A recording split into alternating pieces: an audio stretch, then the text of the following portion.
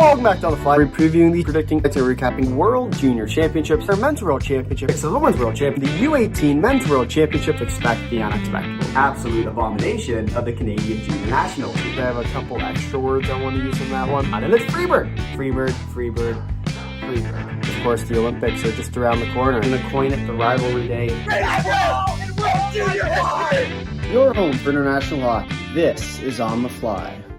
Hello everyone, welcome back to On The Fly. Today we're recapping Day 5 of the World Junior Championships happening in Minneapolis and St. Paul, Minnesota. So we'll hop into it today, starting with the scores from today's games. And we'll start here with a 4-0 victory for Switzerland over Germany. Now, this was the kind of game that I think in many ways we were waiting to see from the Swiss team. And for Switzerland at this tournament, it's been one that they've just kind of lacked that finishing touch where they've played exceptionally, but have just kind of found themselves on the wrong end of games. And I think today we finally saw them put together that full effort that we've been waiting for.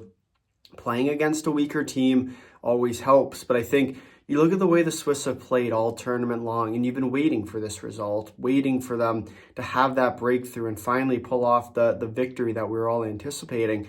And so for the Swiss, I think as much as you look at this game and say, hey, it's great, we moved on, we're going to the quarterfinals, who cares?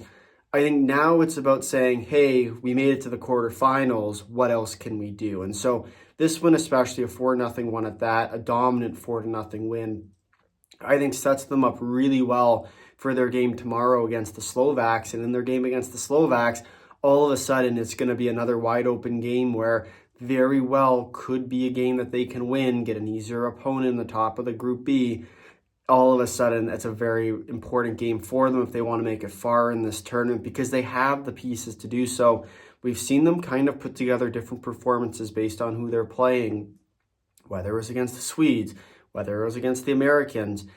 This Swiss team has shown that they have the goaltending, they have the defense, and they can score when they need to. And I think that's a crucial part that they're going to need to beat any of the teams that they're going to play on the other side of Group B. Whether it's the Canadians and you're going to have to put together a good goaltending and defensive performance against them, whether it's the Finns where you're going to have to put together a good offensive performance and play well structurally defensively, or it's the Czechs where you're going to need kind of a little bit of all three if you're going to be able to beat them. So I think for this Swiss team, today was a big win for them, show that they can still put up the points at this tournament. And now it's just a matter if they can continue that as they make their way through the playoff rounds and into tomorrow to see if they can get a better seed. A good performance today by the Swiss. And as for the Germans, this performance was not great, I'd say. And coming off of a back-to-back, it's important to note that, I think. But you look at the way the Germans played today, and they just looked kind of slow. And they looked like they were on a back-to-back. And they didn't really find their groove, and you're kind of always waiting for that late push by that German team that we've seen so many times at this tournament, and it didn't come, and it didn't come yesterday against the Swedes.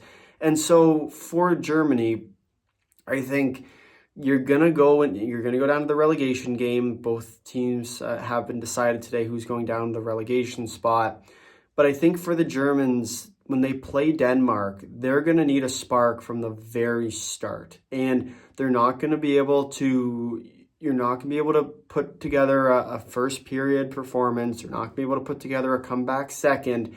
You're going to need a full 60 minutes if you're going to want to beat this Danish team, who's played very well at this tournament. But similar to the Swiss, they've been playing better teams and haven't really found their groove quite yet.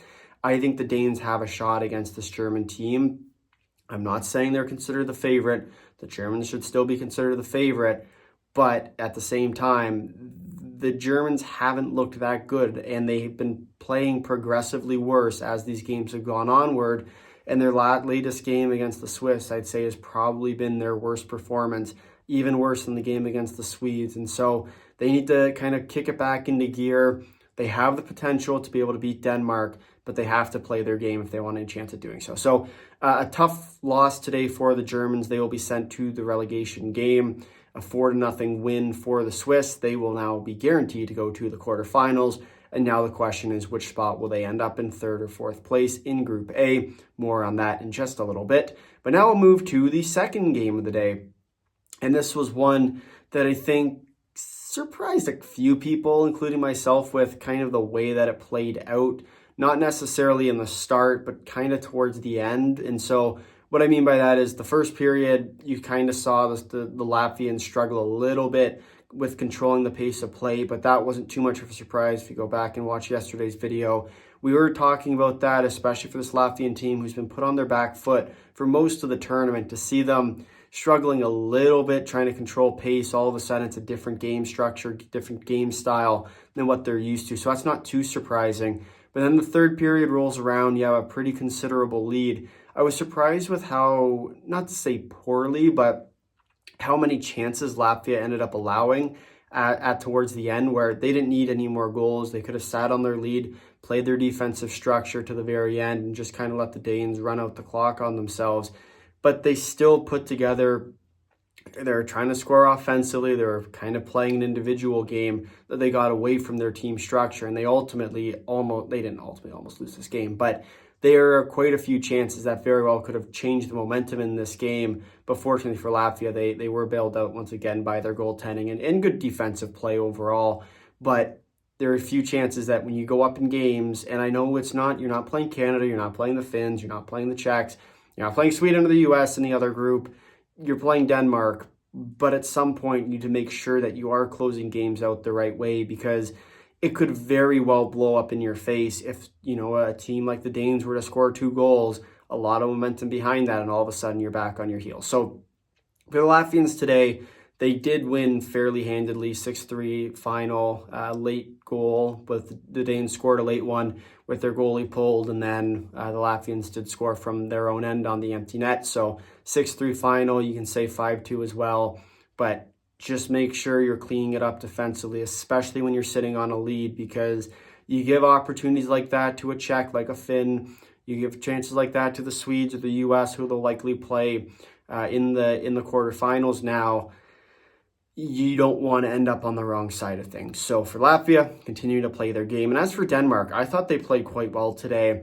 Unfortunately, just kind of got beat by a better team and got goalied a little bit, especially in that first period where they had quite a few breakaway chances and they had chances to put the puck in the back of the net. And unfortunately, just couldn't capitalize on it today.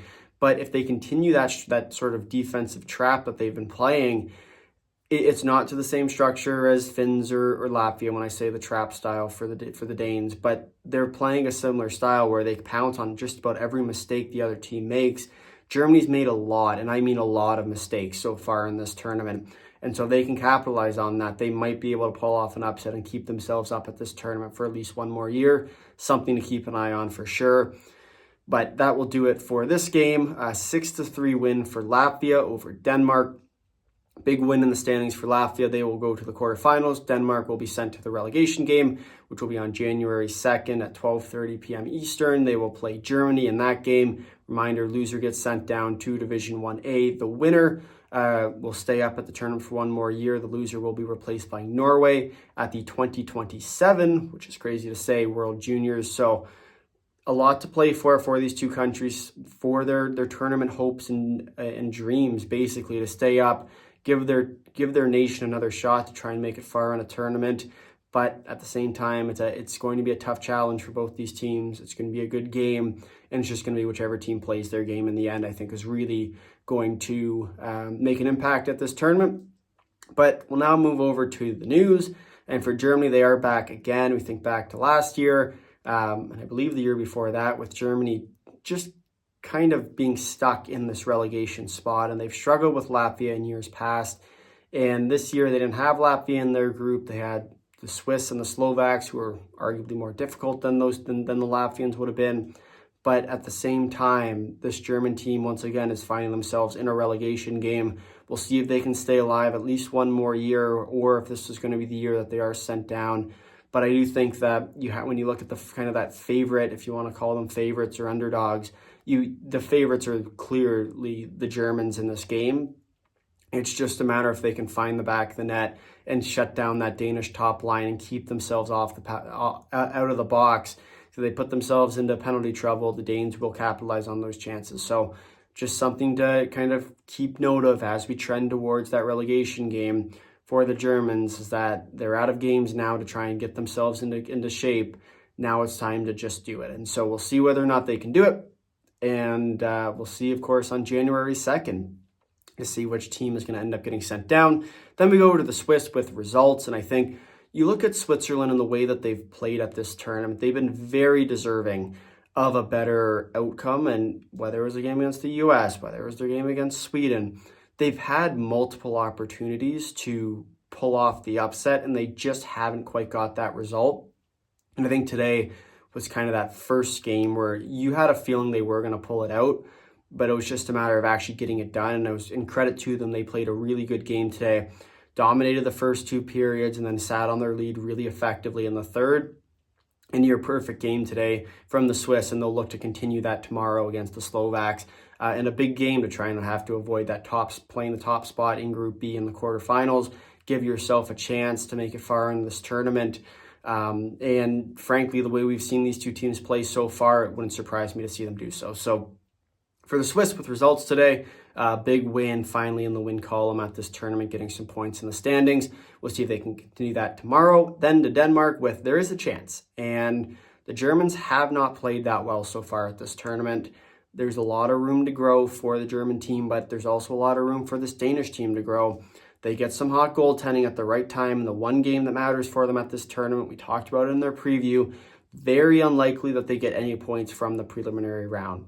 The way that all 4 of the other teams play, likely we're going to be dominated, and they were dominated. But when they played Germany in the eventual relegation game, there is a shot for them to make an impact and find their way through this game, especially if everything can go well for them, where they can find goals from their top line, where they can find good goaltending, where they can play their shutdown style and really start to capitalize on mistakes made by the German team. That's where the Danes have a chance to upset at this relegation game, staying up at this tournament for at least one more year, and we'll see if they can do it once again on January the 2nd. Should be interesting. Then to Latvia with lots more, and I think this Latvian team has a lot more to prove at this tournament than most people might give them credit for.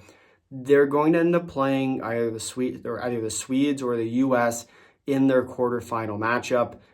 Both those teams are very offensive heavy this year, and we've seen them struggle against teams like Slovakia who play that trap style so effectively. You put in a team like Latvia, who's an even more extreme version of that, where the US has been making a lot of mistakes, the Swedes have been making a lot of mistakes, albeit we could ignore the Swedish game against Germany, where that game was a little bit less of a close game, if we're going to be nice about it, with an 8-1 loss or 8-1 victory for them. But I think for this Latvian team, if they can play their good structured hockey against a good offensive team with not much behind it, the Swedes have a really good goaltender, not much on the defensive side. The US has a very good defensive core. They did lose their best piece with not a very good goaltending set in net. That's where the Latvians can really expose these teams and potentially do a lot more at this tournament than most people give them credit for. So upset on alert for whoever Latvia ends up playing in the quarterfinals. Yes, they still have to play the Czechs tomorrow, and that should be an interesting game, which we'll preview in just a little bit. But I do think that this Latvian team has a lot of potential at this tournament, and I think they have something a lot more impressive coming just in a little bit, a couple days. That might turn some heads at this tournament, especially if they can continue playing the way that they have, playing their good structured hockey and not getting blown away and not getting too far on the offensive side. That's where they're really going to be successful. So should be interesting to see what ends up happening in this Latvian situation, but something to keep note of there. We'll now move over to the standings. As much promised, we talked about it yesterday. Today, we're going to go through just about every what-if scenario. And very luckily, at least for my sake, and probably your sake if you value a lot of your time, Group A is the most simple it could have been. And thanks to Switzerland winning in regulation, they made my job a lot easier. So we'll start here with Group A because they are very nice to me. With 2 teams in first place, the USA and Sweden both with 9 points. Slovakia and Switzerland both in third and fourth place with 3 points. And Germany in last place in the going to the relegation game in last place in Group A with 4 regulation losses. So what this means as far as the what-ifs for tomorrow's games, for USA and Sweden, The winner will be the top spot in the group. The loser will come second in the group. For Slovakia and Switzerland, the winner will go to the third place spot in the group. The loser will go to the fourth place spot in the group. Simple. Nice and easy for Group A. We'll move over now to Group B, where it's a little bit less friendly. So we have Canada in first place with 8 points, Finland in second place with 7 points, Czechia in third place with 5 points, and Latvia in fourth place with 4 points. And then Denmark, once again, being the team sent to the relegation game in last place with 4 regulation losses, 0 points. And so when we look at the way that these teams break down, there's 2 tiebreakers to take note of.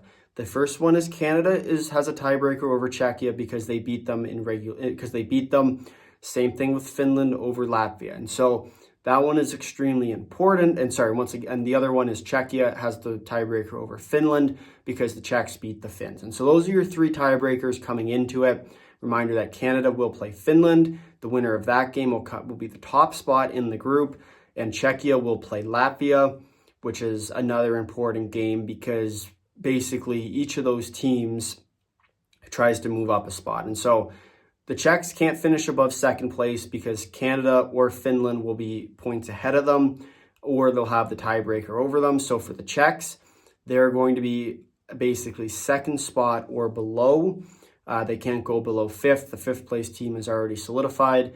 Latvia can only go as high as third. So if Latvia ends up beating the Czechs in any capacity tomorrow, they will be the third place team. Czechia will be the fourth place team, and then the winner of Canada and Finland will be the first and second place team. Whichever team wins will go above. Whichever team loses will go below as well. For Finland, if they can win in regulation tomorrow, they will be the top team. If they can win in any capacity, they will be the top spot in Group B, get to play the 4th seed in Group A. For Canada, if they win in any fashion, they will also be the top team. There does exist a possibility where the Finns drop to 3rd spot, and that would be if one of either the Finns lose in overtime and the Czechs win in regulation, or if the Finns lose in any capacity and the Czechs win in any capacity.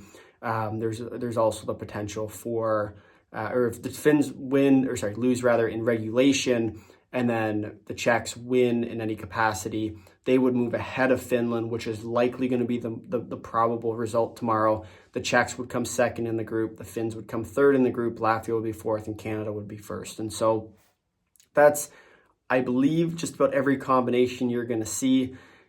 Be sure to follow us on Twitter, on X, because we will break down all the situations after the first game goes between the Czechs and Latvia. Very likely, we're going to see the Czechs beat Latvia, which then means that the Czechs have 3 extra points. They'll go to 8 points in the standings. Then it'll be on the Finns to get 2 points from Canada. From there, it's going to come down to if they can get those points, then they'll move ahead. If they get the 2 points and move ahead of the Czechs, then they'll also be ahead of the Canadians. They'll get the top spot, and because of the tiebreaker between Canada and the Czechs will be in 3rd place. Canada will be in 2nd place. But if Canada wins and the Czechs win, Canada will be first, Czechia will be second, Finland will be third, and Latvia will be fourth. So those are the probable outcomes for tomorrow. I'd say what we're going to anticipate and what's most likely is that you're going to see Canada in first place, the Czechs in second, Finland in third, and then Latvia in fourth place, which is going to set up an amazing game between them and the third spot, which is going to be the Finns in Group B against the top spot in Group A, which will likely be the second spot in Group A, which will likely either be the USA or Sweden. And so we'll see which team ends up coming out on top of that game tomorrow, because that's going to be a really good one. But let's talk about those games. Flip over now to tomorrow's game, starting on December 31st at 1:00 p.m. Eastern Time between Slovakia and Switzerland, the 3:30 game between Czechia and Latvia, 6:00 between the USA and Sweden, and the 8:30 game between Canada and Finland. All 4 of these games have major standings implications, as we just talked about. But what I'd say about each of these games is that they have their own unique style, that game that they're going to end up playing. The Swiss, a much more offensive team, going to try and control the pace against the Slovaks, where the Slovaks are going to try and trap them in and counter off the rush. That's a game I have my eyes on, because that one could go either way. This is kind of the major day of toss-ups. We've been pretty good so far in our predictions. We've only lost out on 1 point. That was the Latvian point. against Canada. So we're doing okay so far. But this day, as we said in the prediction, is where a lot of my predictions are going to end up falling apart. And so something to keep an eye on there, because this first game, very likely to go either way. I think this game is about as much of a toss-up as you can get. The Swiss are going to play an offensive style. The Slovaks are going to play a more defensive style, countering off the rush. I think the Slovaks end up taking this one with a little bit of hot goaltending in net, but you really never know. The second game of the day between the Czechs and Latvia. This game as well, I think, is going to be another interesting one where we have the Czechs who are going to be controlling a lot more of the pace. We'll see if they can pick apart the Latvian style, which I do expect them to do. But if Latvia can stay close, especially through the first period or two, look for the Latvians to pull off an upset in this game, because they are able to definitely put the puck in the back of the net, especially against some of the better teams at this tournament. I'm looking especially at the Czech team to see if they're able to shut that down. I think the Czechs are one of the most complete teams at this tournament. And then it's just going to come down to if they can play their style for the full 60. If they can, they should be fine against Latvia. But if they can't, all of a sudden Latvia might have a shot to upset there. The third game of the day, in my opinion, the best game we're going to see of the day as far as talent goes, and as far as back and forth goes, as far as offense goes, as far as what the fans want to see. Sweden and the USA coming up at 6 o'clock p.m. This game is going to be hands down my favorite game that I'm going to see at this tournament. I think even better than the Czech-Canada one, which was absolutely incredible as well. And you look at the way that these two teams play against each other, two offensive juggernauts who both have a question mark on the backside. The Swedes are going to be on their defensive side to see if they can clean it up, especially against the U.S. team that's going to capitalize on a lot of chances. But the U.S. has one big question mark, and that's in net. That still hasn't been addressed to this point. This game, I think, is going to be a very high-scoring affair, and I think we're going to see some fireworks to kick off our New Year's, so be sure to stay tuned for that one. It's going to be a good one, 6 o'clock, the USA and Sweden. Then the last game of the day, in my opinion, my favorite, second favorite game of the day, but it's going to be my favorite, between Canada and Finland. And yes, that game is because I'm Canadian and I'm biased, but we look at the way these two teams play against each other. Once again, it's another conflicting styles game where you have the Finns, a very much more defensive style. The Canadians, who are a lot more trying to go on the attack, but they're getting really pretty. And so, like the game against Latvia, the Finns play a similar style to the way Latvian does. It's just a more advanced style. And so, if the Finns can capitalize early on any Canadian chances that they're getting too pretty with, look for this game to get real interesting real quickly. But if the Canadians can dominate this game, especially on the early half of the game, don't be surprised to see them run away with it. So it's going to be an interesting game, an 8:30 p.m. start for that one. And this day is the final day of preliminary round action. And so a lot of teams fighting for spots, a lot of teams trying to stay out of the dangerous games, if you will. We think to the Group A rather, with the Swedes and the U.S. trying to stay out of having to play one of the top three teams in Group B, whether it be the Czechs or the Finns. You're going to want to make sure you watch that game, because it's going to be a dangerous game. It's going to be an important game, and we're going to see which team comes out on top in that one, because that is just going to be a fun game to watch. Explosive fireworks, offensive showdown. We'll see which team comes out on top in that one. But that will do it for our scheduled content for today. We'll now flip it over to live questions. We do put out a poll at On The Fly 1515 on Twitter, asking for your thoughts and opinions on the day. Today we have two comments, both kind of along the same lines. The first one from Noogie77, who says, everyone just ignoring the abysmal attendance at this tournament. It's embarrassing as well. From Raheem in tow, who says, is the attendance really this dismal? And so I was hoping to kind of talk about this later in the tournament, and I was planning to touch on it in our final video of the tournament. And it hasn't been a great showing at this year's tournament, and we haven't yet seen a sellout crowd. I would assume, and this is once again based on my own assumptions, but I would assume that we're going to see the U.S. sellout tomorrow against the Swedes, and I believe that will likely be, aside from maybe the medal games, the only sellout we're actually going to see at this tournament. And unfortunately, it wasn't in a great spot this year. And not to say Minnesota's not a great hockey state. It is. It's the state of hockey. They call it that for a reason. But this tournament is typically dominated by Canadian supporters, especially in the North American side, where you go over to Europe, most of the time the home crowd will dominate games, and you'll see that. But then the Canadian contingent will also travel with the Canadian team, and you'll fill out stadiums that way. And so this tournament, especially where you don't really get that European travel side, and the Canadians don't really want to travel to the US for reasons I don't wish to go into, and I don't wish for you to comment on in the comments, so please do not do that. But you look at the way that these kind of factors are hurting the attendance, is that it's cold in Minneapolis to begin with. No one really wants to go to Minnesota in the winter time. So that was a little bit of a question mark to start, because you could go over to Minnesota and get stuck in Minnesota real quickly, especially with the snow that they get there, and the ice and the freezing rain and everything that comes with it. But what I'd say is it becomes a lot more difficult to sell out crowds when you don't have a lot of people around the town, especially tourists who might be coming to support their own countries.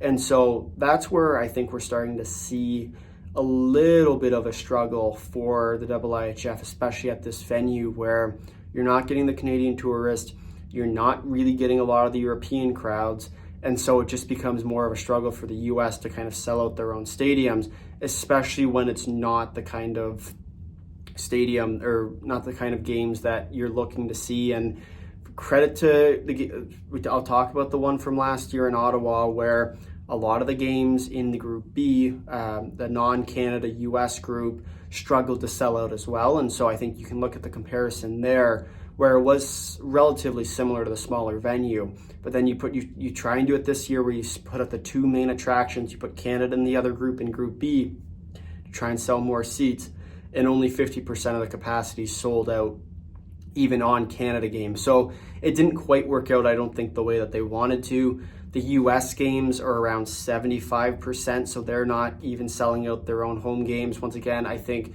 you put the Swedes in tomorrow, the US hasn't had too many of those games where it's that attraction looking game where they're going to be, oh, everyone's going to go watch that one. I think the game against the Swedes tomorrow might be that first game we see a sellout at this tournament, but obviously numbers aren't looking that great throughout this tournament, and that's one of the reasons why people are starting to catch eye to it.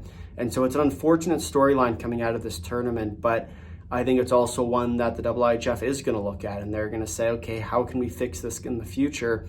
And maybe that's, more in Europe, and honestly, that's probably a better thing. Or it's more in Canada, which as a Canadian, I'm happy about as well. And I know for myself, whenever I see it in either Canada or the US, I'm always happy because it means it's on my time zone. But also you have to think about the European side, where they're 6-ish hours ahead of whatever games are playing right now. And so the 8:30 games all of a sudden flip, and so they're actually at 4 in the morning, or so at the end of the day, or 2 in the morning. And so that doesn't really end up working. And so it's an overall tournament problem, I think, more than anything else. And it's unfortunate to see kind of that capacity start to dwindle away, especially as this tournament's gone onward, where the Canadian crowd, even for their own games, are starting to drop as well. And so I think you're going to see them play against the Finns coming up, and I think that game likely will get a little bit more of a boost. But overall, it hasn't been a great showing across the board at this year's tournament, and it is unfortunate to see, because even at the Canadian Tire Center last year, whether it was a Canada or a US game, or really any of the groups at the big venue, they seemed to sell out every game. Unfortunately, they couldn't at this year's tournament, and so we'll go back to the drawing board. The IIHF will go back to the drawing board and see what they can come up with. But still, it's been quite the tournament this year. We'll be talking a lot more about it in our final recap, where we go over the entire tournament. But I think this year has been one of the most competitive tournaments to watch, and it's been real exciting. Every single game, nice and tight to the very end. And so we'll see if that can continue into the final day of preliminary action. If you made it this far in the video, thank you for watching. If you'd like to drop a like, if you really like, consider subscribing. Tell all your friends. You want to comment down below your thoughts on Day 5 of the World Junior Championship. Until next time, see you.